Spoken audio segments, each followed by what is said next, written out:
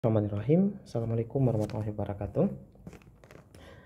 Teman-teman, kembali kita lanjutkan pembahasan soal-soal KSM Fisika MA tahun 2022. Kali ini kita akan memulai pembahasan untuk yang tingkat provinsi. Oke. Nomor 1, ini sebenarnya tipenya masih mirip ya dengan soal yang di kabupaten. Ya, yang di kabupaten juga tentang daya ya, daya pada listrik. Nah, di sini Madrasah Aliyah pada salah satu areanya, pada salah satu tempat di madrasah itu terdapat listrik sebesar 450 VA ya, kWh meternya. Jadi kWh meternya itu ini adalah dayanya. Dayanya sebesar 450 VA atau 450 watt. Gitu ya. Nah, 450 watt ini kalau standar PLN itu standarnya sekitar 220 ya sampai 230. Jadi kalau diambil tengahnya ya sekitar 225 volt ya. Artinya listrik ini 450 watt ini setara dengan 2 ampere. Ingat ya, daya itu rumusnya V kali I ya. Jadi kalau dayanya 450 itu arusnya itu 2 ampere ya. Kalau 900 itu 4 ampere ya. Jadi kalau di rumah teman-teman itu 4 ampere listriknya, itu berarti 900 VA ya. Kalau 450 VA itu berarti 2 ampere arus listrik yang diizinkan untuk masuk ke rumah itu gitu ya. Nah, di sini konsepnya adalah kita punya kulkas ya. Kulkas ini kita lihat ya voltage-nya. Di sini yang kita perlu lihat itu di voltnya aja ya. Sebenarnya volt, arus dan daya ini bahasa Inggrisnya power ya. Jadi untuk kulkas ini V-nya 220 sampai 240 volt. Artinya dia bekerja optimalnya pada tegangan 220 sampai 240 volt ya. Listrik PLN itu ya sekitar 220 sampai 230. Jadi intinya kulkas ini bisa bekerja pada listrik standar PLN gitu ya. Powernya 84 watt. Jadi dayanya P-nya itu 84. Oke, yang lain kita nggak terlalu perlu. Kemudian untuk yang kedua ini apa ini? Dispenser ya. Dispenser itu tegangannya adalah 220 juga sama ya. Kemudian dayanya ada dua nih, ada heat power, ada cool power. Jadi dispenser ini kan biasanya ada dingin dan panas gitu ya. Nah, ini untuk dingin dan panas dayanya beda. Jadi kita ambil daya yang paling besar, itu daya paling besarnya 190, daya paling kecilnya itu adalah berapa ini? 100 ya. Pokoknya dispenser ini dayanya 100 sampai 180 90 ya. Jadi 100 sampai 190 watt gitu ya. Atau 90 VA gitu ya. Aduh, ini kenapa sih? Oke. Jadi dayanya sama dengan 100 sampai 190 watt. Ya, jadi kalau full digunakan dayanya, artinya digunakan air panas, itu berarti 190 watt. Nah, tapi kalau digunakan sekaligus air panas dan air dingin, kan bisa aja kan digunakan sekaligus air panas dan air dingin, maka totalnya jadi 290 watt. Jadi kita nggak tahu nih digunakannya gimana ya. Kemudian yang terakhir ada pompa air. Jadi pompa air tuh voltage-nya 220 juga. Kemudian nah di sini ada output power, ada start input power. Ya. Jadi kekuatan keluarnya dengan start input power, kekuatan ketika mulainya. Kita ambil yang angka besarnya 250 watt ya. Katakanlah ketika dihidupkan di awal, itu pompa airnya ini dayanya lebih besar. Ya, yang daya yang digunakan lebih besar ketika dihidupkan awal 250 watt. Ya. Oke. Ini informasi yang perlu kita ambil dari yang diketahui ya. Jadi masalah tipenya, masalah kapasitasnya berapa liter itu kita nggak penting di sini ya, karena soalnya tentang listrik ya. Oke. Kemudian di soalnya adalah the true statement of the condition is. Jadi pernyataan yang benar terhadap kondisi ya. Ingat kita punya listrik 450 watt atau 2 ampere gitu ya. Kita punya 3 alat ini ya. Kemudian the true statement of satu, the biggest electrical resistance. Jadi yang A, the biggest electrical resistance. Jadi kita jawab di sini ya. Yang A yang dia tanya itu R-nya. Gitu ya, hambatan listriknya. Dari ketiga alat ini kata dia yang paling besar itu the biggest itu adalah refrigerator atau kulkas. Jadi katanya kulkas yang paling besar R-nya. Oke, benar atau enggak? Maka kita harus cari satu persatu ini ya. Rumusnya itu adalah P sama dengan kan ada 3 rumus daya ya, V kali I ya, tapi di sini kita maunya cari R ya. Kita tahu tadi diketahui ada P, ada V, yang enggak ada I. Tadi dari rumus V Republik Indonesia kita bisa dapat rumus I sama dengan V per R. Maka kita dapat rumus daya dalam bentuk R itu I-nya diganti V per R, berarti V kuadrat per R ya. Dengan menggunakan rumus ini kita cari satu persatu ya. Misal kita cari untuk kulkas dulu misalnya. Jadi P kulkas atau refrigerator dalam soal ini kan. V-nya itu 220 sampai 240 ya kan. Jadi kita gunakan angka yang mana nih ya? Kita gunakan sama semua aja ya. Kita gunakan angka 220. Nanti untuk pompa gitu, untuk dispenser gitu. 220 kuadrat dibagi dengan kita mau carinya R ya. Kita mau carinya R. Berarti kalau kita carinya R, rumus ini kita balik ya. Jadi rumus ini jadinya R sama dengan V kuadrat per P gitu ya. Kita cari R si kulkas, V kuadratnya 220 kuadrat dibagi dengan P. P si kulkas itu 84. Oke. Kemudian R si dispenser RD 220 dibagi dengan, kita ambil angka yang mana nih? Kita ambil yang paling kecil aja boleh.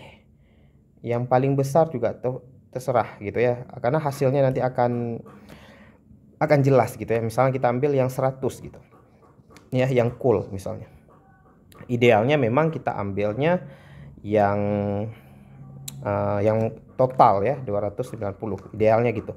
Kemudian RC pompa itu 220 kuadrat, ini kuadrat juga ya, dibagi wattnya adalah tadi yang paling besar 250 ya. Maka kalau kita lihat di sini ya, semuanya sama tuh, di atasnya sama 220 kuadrat dibagi sesuatu. Nah, kalau pembaginya besar itu pasti hasilnya kecil kan? Kalau pembagi kecil hasilnya pasti besar, gitu kan? Maka yang paling besar di sini adalah hambatan si kulkas. Jadi yang A ini udah benar nih, ya. Jadi kata dia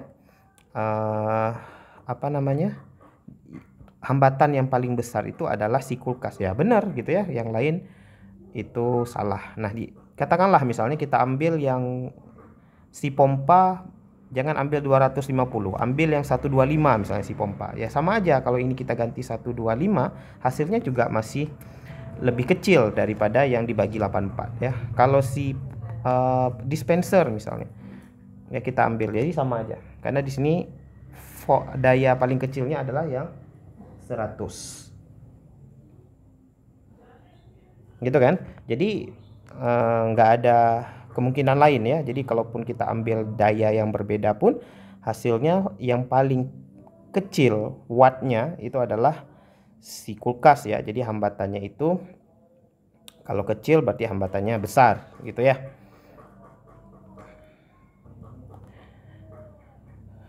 Oke ya, ini berdasarkan rumus ini ya. Jadi yang A benar tuh ya. Jadi kalau udah benar yang A, yang lainnya sebenarnya kita tidak perlu buktikan lagi gitu kan. Tapi nanti silahkan teman-teman buktikan ya.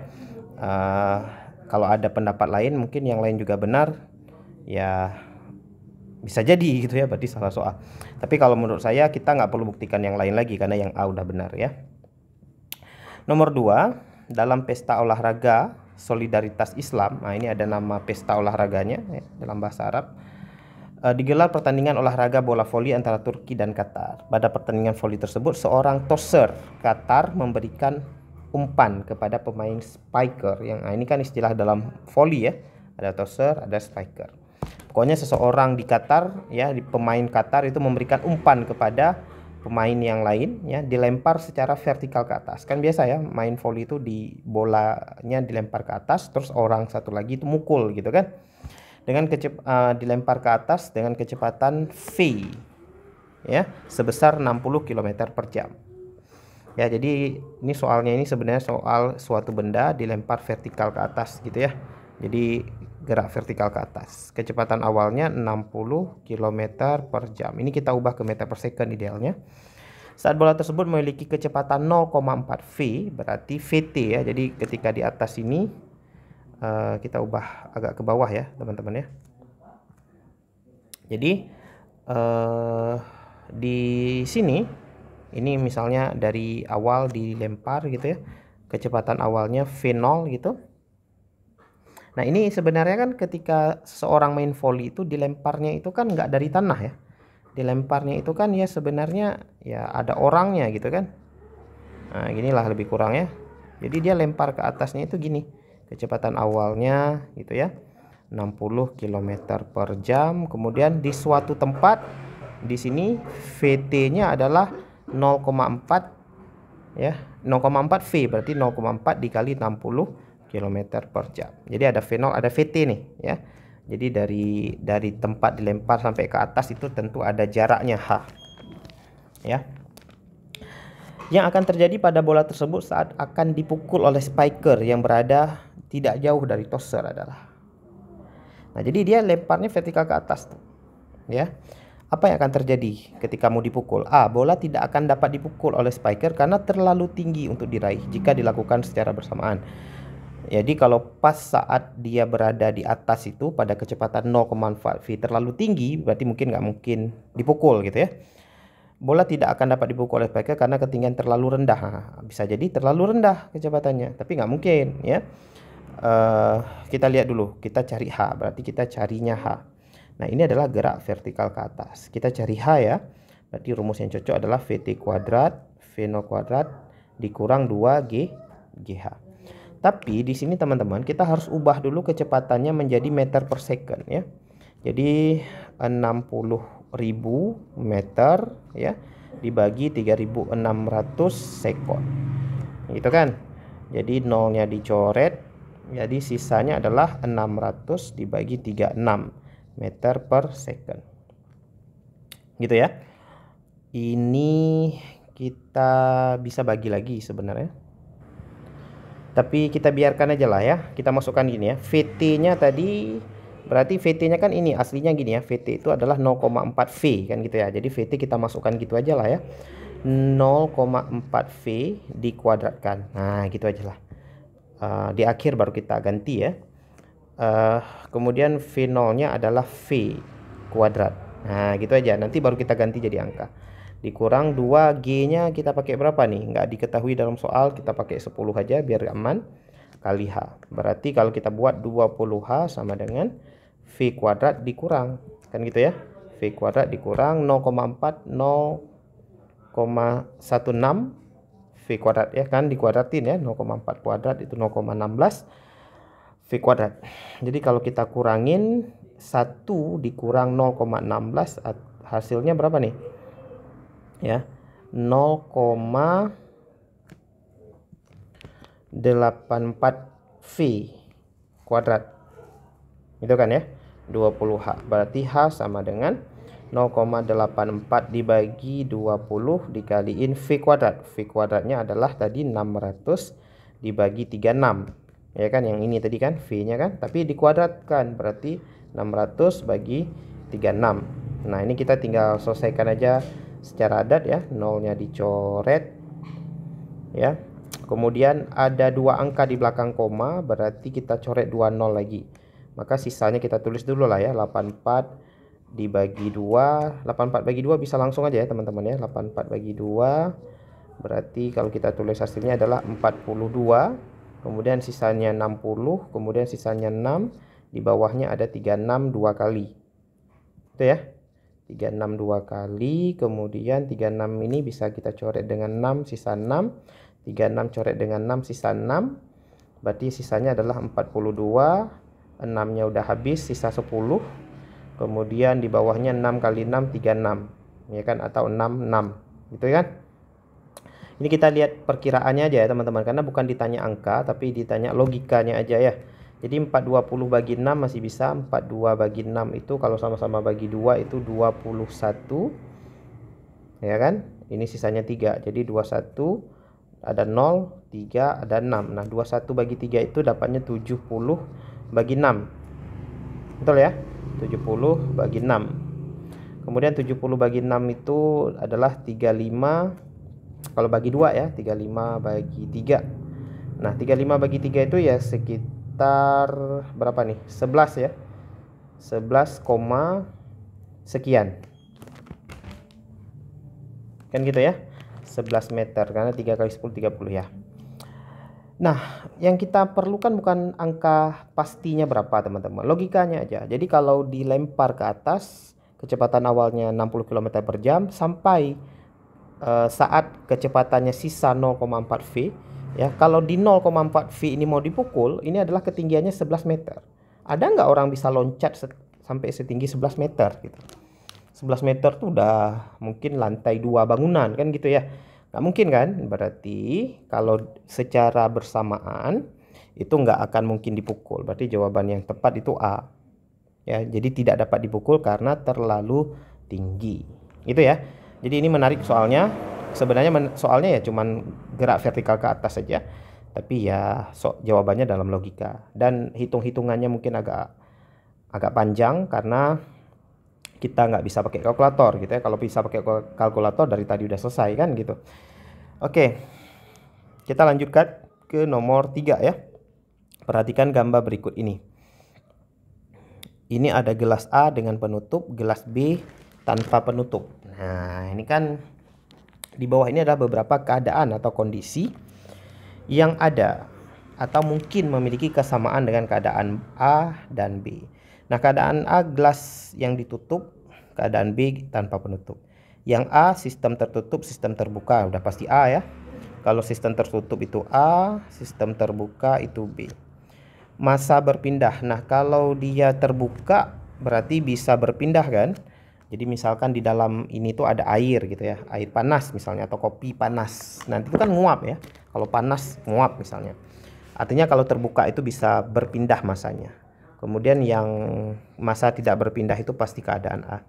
Kemudian energinya berpindah. Nah energi berpindah itu mau dia tertutup atau terbuka, energi tetap bisa berpindah. Ya kan, kalau dia terbuka langsung pindah ke lingkungan gitu aja langsung. Tapi kalau tertutup energinya ke gelas dulu, dari gelas ke lingkungan. Jadi menurut saya yang energi berpindah ini bisa A dan B gitu ya. Energi tidak berpindah dia kalau tertutup sempurna terisolasi gitu ya. Jadi energi tidak berpindah ini kurang cocok gitu ya. Ada F-nya nggak semuanya di sini. Ya, jadi energi tidak berpindah ini jika masalahnya nggak diketahui dalam soalnya. Ini jika sistem terisolasi. Ya, terisolasi misalnya secara termal ya. Contohnya apa? Misalnya termos. Termos itu dia ada ruang isolasinya gitu ya. Jadi dia terisolasi secara termal sehingga panasnya nggak bisa keluar ya. Jadi dia awet gitu ya. Nah di sini tidak dijelaskan. Kalau cuman gelas begini biasanya nggak terisolasi secara sempurna kan gitu ya. Jadi energinya tetap bisa berpindah ya. Kita abaikan dulu yang F. Yang F kita anggap nggak cocok untuk A dan B. Panas berpindah ya dua-dua bisa panas berpindah. Cuman mungkin beda kecepatan berpindahnya kan gitu, atau beda cara berpindahnya. Jadi A dan B mungkin panas berpindah itu mungkin. Karena panas berpindah itu identik dengan energi berpindah kan gitu ya. Panas tidak berpindah ini juga kita tidak bisa anggap karena mirip seperti yang F tadi. Jadi F dan H itu nggak bisa kita anggap dua-duanya. Dua-dua nggak ada lah kita anggap. Contoh lain samudra, contoh lain greenhouse. Ya, jadi untuk samudra itu dia kan terbuka gitu ya. Ini yang B. Kemudian kalau greenhouse itu kan tertutup gitu ya. Panasnya masuk tapi untuk keluar mungkin agak susah gitu ya. Ini berarti yang A gitu ya. Oke, jadi Yang jawaban yang A, keadaan A, sistem dan lingkungan berinteraksi langsung. Salah ya. Sistem lingkungan itu berinteraksi tapi secara tidak langsung ya. Yang B langsung, keadaan A, sistem dan lingkungan berinteraksi. Ini salah juga nih. Yang C, sistem dan lingkungan berinteraksi langsung. Sebentar. Ya, seharusnya kan kalau si A ini tertutup, berarti dia berinteraksi dengan lingkungan, tapi secara tak langsung kan ya. Karena kan ketika misalnya panas, katakanlah di dalam ini panas ya, air panas.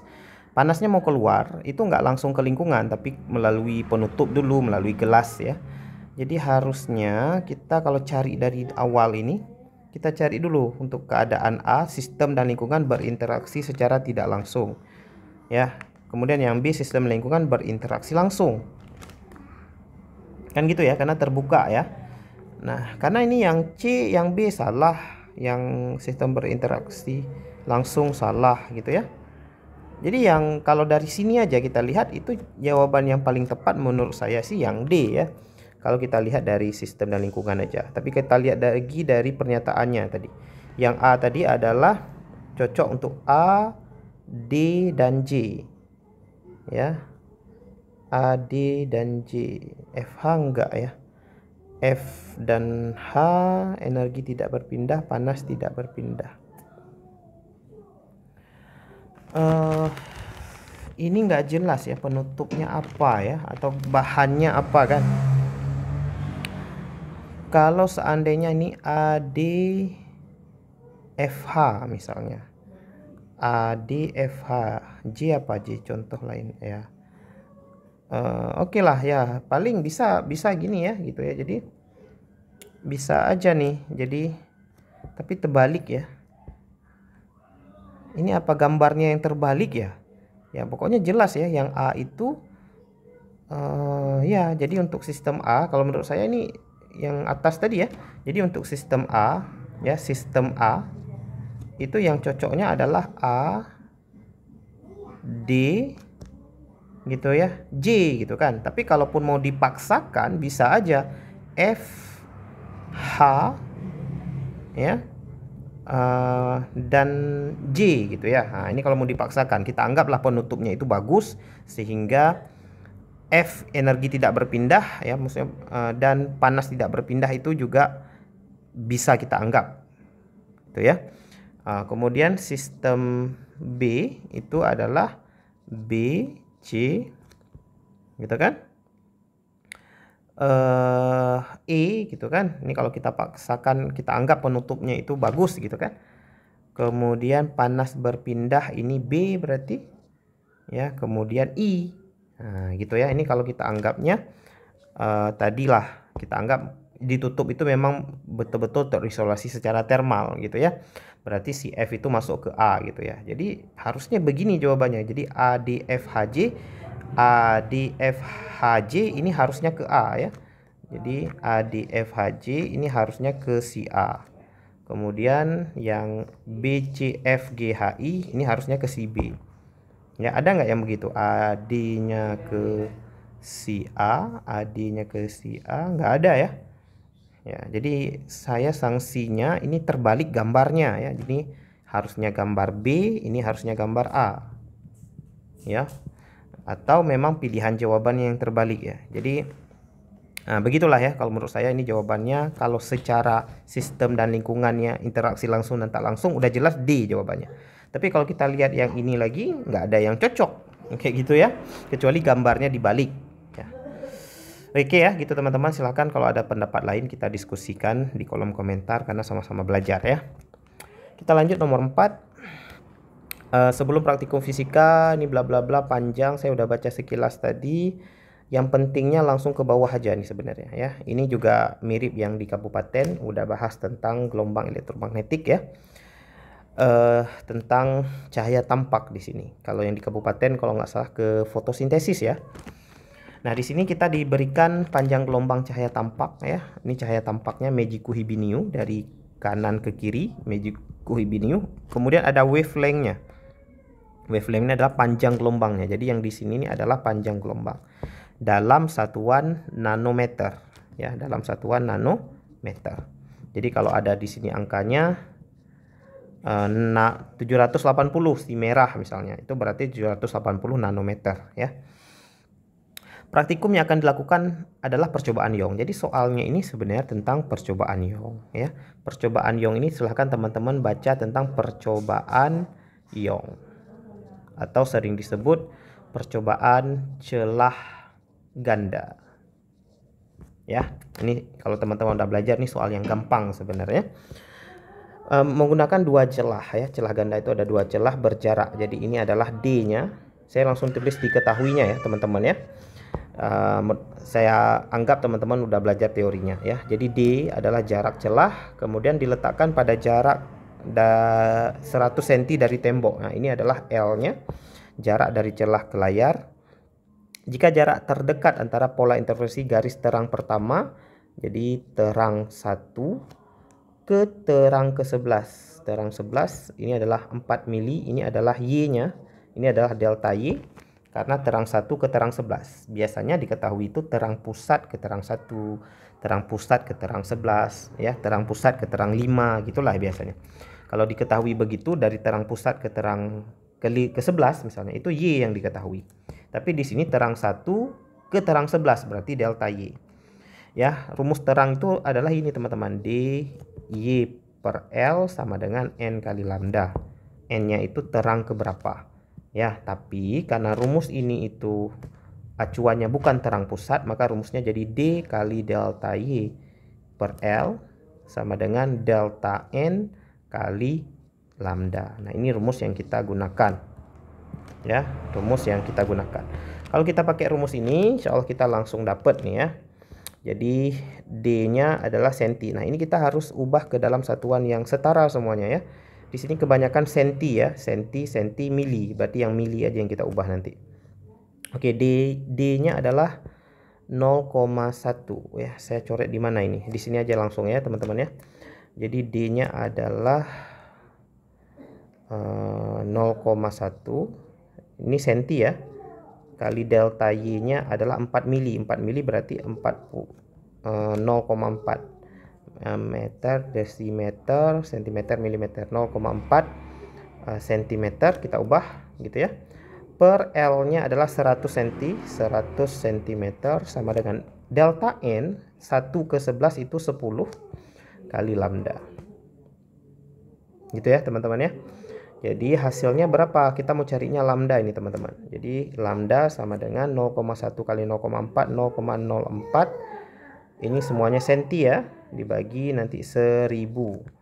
Ya, 100 dengan 10 itu dikali. Berarti dapatnya adalah 4 dikali 10 pangkat di atas min 2, 1000 naik ke atas berarti 10 min 5 ya. Ini masih sentimeter.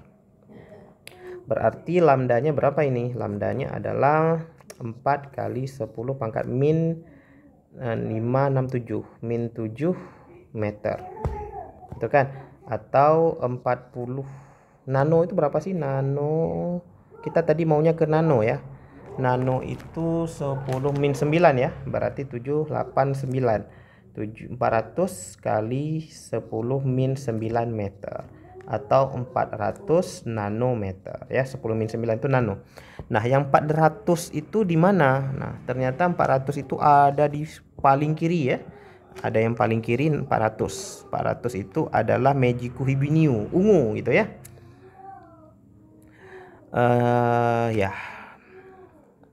Berarti jawabannya yang B, berwarna ungu. Tapi di sini diketahuinya frekuensi, teman-teman. Ya, ingat. Ya, jadi yang kita cari ini panjang gelombang dari Young ya. Kalau kita mau cari frekuensi ya kita harus cari lagi, tapi nggak peduli kita frekuensinya berapa, yang penting cahayanya ini ungu ya. Oke, selanjutnya adalah soal nomor 5. Ini kita hapus dulu ya teman-teman ya, yang tadi. Pada saat peringatan 1 Muharram di pesantren Al-Mubarak, udara terasa cukup dingin, yaitu 20 derajat Celcius. Kemudian hujan turun cukup lebat. Tidak lama dari itu terlihat 3 buah kilatan petir secara bersamaan menyambar sebuah pohon kelapa, dan baru 20 detik kemudian terdengar 3 suara guntur. dengan kekuatan masing-masing 120 desibel. Jadi ada petir gitu ya, petir 3 buah gitu ya. Terlihat sambaran petir, kemudian 3 detik kemudian baru terdengar suara ya, karena kecepatan cahaya lebih besar daripada kecepatan suara, makanya suaranya telat ya. Kekuatan masing-masing petir itu 120 dB, terjadinya 3 buah petir secara bersamaan. Jadi nanti ditotalkan itu ya, tapi bukan langsung 120 kali 3, enggak ya. Kita pakai rumus taraf intensitas nanti. Fenomena tentang petir ini dijelaskan dalam Al-Quran, surat Ar-Ra'd ayat 12. Yang ditanyakan ke kita adalah taraf intensitas bunyi yang terdengar dan jarak pohon kelapa. Jadi rumusnya adalah taraf intensitas yang terdengar itu adalah 10 log N2 per N1 ya. Jadi kita masukkan aja 10 kali log. Ini rumus taraf intensitas bunyi ya teman-teman. Jadi pelajari nanti tentang taraf intensitas bunyi. Log N2 nya adalah 3 petir ya, per N1 nya 1 petir. Jadi log 3 aja langsung. Nah di sini udah diberikan log 3 nya berapa di soal, jadi kita tinggal pakai aja. Sorry teman-teman, ada yang ketinggalan rumusnya. Kita tambahkan dulu ya. TI sama dengan TI1 gitu ya. TI2 lah ya. TI1 tambah ya 10 log N2 per N1. Jadi taraf intensitas gabungannya adalah yang satunya adalah 120 desibel ditambah 10 log ya 3 gitu ya, 3/1 sebenarnya karena perbandingannya adalah 1 petir dan 3 petir. Ya udah, berarti taraf intensitas keadaan 2, maksud keadaan 2 itu adalah keadaan ketika 3 buah petir ya. Sama dengan 120 ditambah 10 kali log 3. Log 3 nya 0,48, berarti 120 ditambahin 4,8 berarti 128. Kok 124,8. Kita ambil pendekatan 125 desibel gitu ya. Maka 125 desibel antara A dan B. Kemudian jaraknya yang ditanya ke kita ya, jarak petirnya itu. Nah kita untuk cari jarak pakai rumus GLB aja. Yang kita pakai adalah kecepatan bunyi. Jadi S sama dengan V dikali T ya. V nya adalah kecepatan bunyi di udara ya. Nah nggak diketahui dalam soal ya. Tapi biasanya gini teman-teman, kecepatan bunyi itu di udara itu sekitar 330 meter per second, tapi ini adalah pada suhu ruang ya. Suhu ruang itu ya sekitar 28 Celcius gitu ya. Nah ini suhunya 20 derajat. Artinya gini teman-teman ya, kalau kita pakai kecepatan 330 dikali waktunya baru terdengar tadi 20 detik kali 20, ini dapatnya 6.600 meter ya. Maka jawaban yang paling tepat yang A ya, kalau pada keadaan normal suhu udara, suhu ruang gitu ya. Jadi jawaban yang benar A. Tapi kalau saya pribadi, karena diketahui suhu di sini, idealnya sebenarnya kita cari dulu kecepatan bunyi di udaranya berapa. Ya kalau nggak diketahui sebenarnya kita pakai langsung nilai standar ya. Tapi kalau diketahui suhu harusnya ada rumusnya. Kecepatan bunyi di udara itu akar gamma kali R kali T per MR. Ya cuman kita harus tahu dulu MR ya. MR-nya adalah gas yang ada di udara saat ini gitu ya. Kan kita nggak tahu informasinya ya, tapi yang bisa kita lihat di sini adalah kecepatan itu sebanding dengan akar T, akar dari suhu. Artinya kalau suhunya turun, kecepatannya juga turun, kan gitu ya. Ya, tapi kalau suhunya naik, kecepatannya juga naik. Gitu ya. Nah, jadi artinya nggak mungkin jaraknya itu nanti ini ya, kalau begini segini jaraknya itu artinya kecepatan bunyinya lebih dari 330. Nah ini hanya mungkin yang B itu kalau suhunya misalnya bukan 20 Celcius, misalkan 35 gitu, jadi di atas 30. Jadi jawaban yang paling tepat ini yang A ya, karena masih mungkin yang B ya, jadi jangan salah paham. B itu mungkin karena dalam soal ini nggak diketahui kecepatan bunyi di udara. Tapi kalau kita pakai standarnya 330, jawabannya A. Tapi karena suhu yang diketahui itu lebih kecil dari 20, maka udah aman lah yang A. Tapi kalau suhu yang diketahuinya mungkin 30 atau 40 mungkin ya, mungkin di Arab gitu, panas sekali. Ya, bisa jadi kecepatan bunyi di udara lebih besar, maka jawabannya mungkin yang B gitu. Oke, gitu ya teman-teman.